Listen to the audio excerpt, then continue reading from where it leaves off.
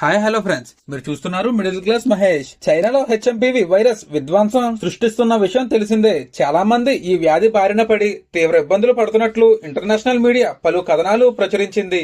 Friends, ఈ video చూసే ముందు మన వీడియోకి ఒక లైక్ చేయండి ఫ్రెండ్స్, ఎందుకంటే మీరు చేసే ప్రతి లైక్ నాకు ఎంతో సపోర్టివ్ గా ఉంటుంది.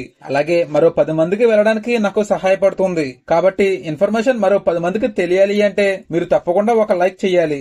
వీలైతే మీ వాట్సాప్ గ్రూప్ కి పంపి వాట్సాప్ స్టేటస్ లో కూడా పెట్టుకోండి.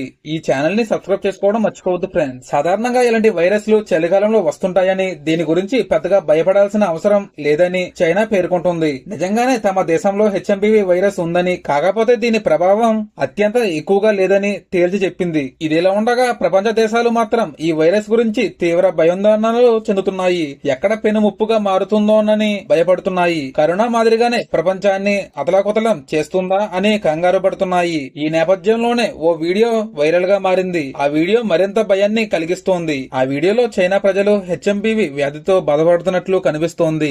ఈ వైరస్ పట్ల చైనా ప్రజలు పిట్టల్లా రాలిపోతున్నారని ఇంటర్నేషనల్ మీడియా కోడే కూస్తోంది. మరి దీనిపై ఏమంటారో కామెంట్ లో తెలియజేయండి. మరిన్ని వీడియోస్ కోసం మన ఛానల్ ని సబ్స్క్రైబ్ చేసుకోండి. Thank you friends.